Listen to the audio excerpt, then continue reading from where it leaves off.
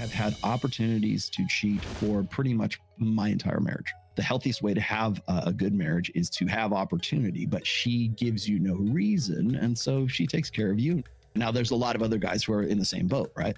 They are with a woman who takes care of them, even though they have the opportunity to cheat. Those guys, the women that they're with, realize that that guy is the kind of guy that other men want to be and other women want to be.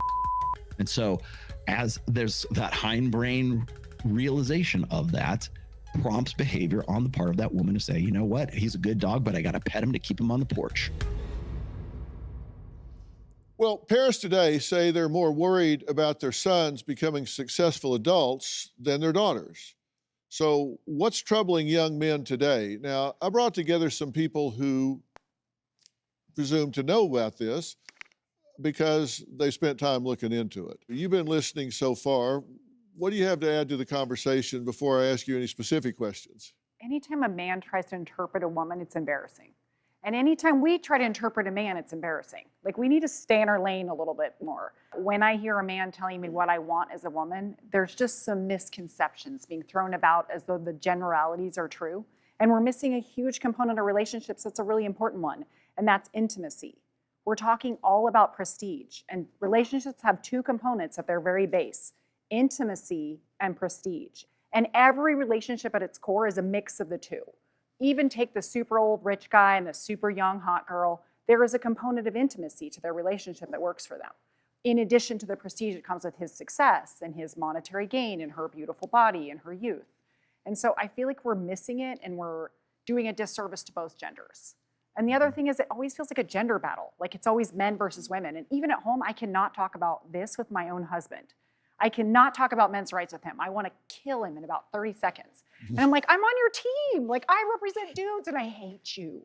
And I'm never extreme enough for him. And he likes to spew facts at me. Like, men are always guilty when the police come. I'm like, what? Who? Have you been arrested? Last time I checked, you've never even been investigated. What do you mean this always happens? He's like, you know it's true. It's a fact. I'm like, oh my God, it's a fact again. And I do know it's true. I actually watch my poor male clients get arrested for ridiculous stuff all day. I can give you 100 case studies that would break your heart. But when he says that, I want to deck him. And why? Why does it have to be that way? Why can't I just calm down and listen and not be in competition? And I can't. I fail, at least at home. I'll try to do better for you, doctor. Thank you. Yeah.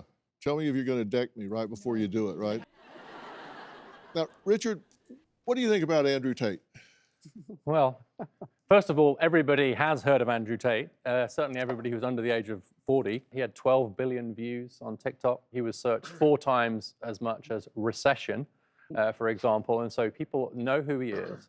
And I think I was actually listening to Ben earlier, and I have three sons in their 20s as well. I got to tell you, the paternal instinct in me was coming out very, very strongly listening to you.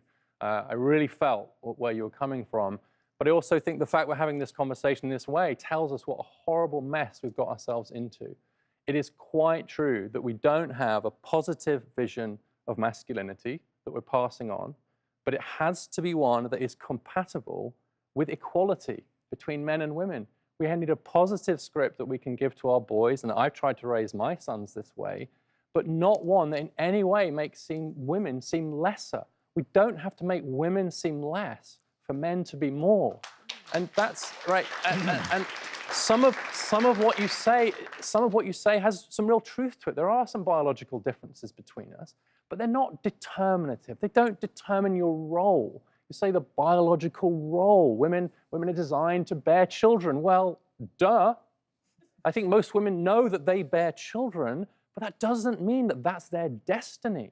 That's an idea we left behind in the 19th century. Do you have a story or a question for me? Click the link in the description and tell me what in the world is going on.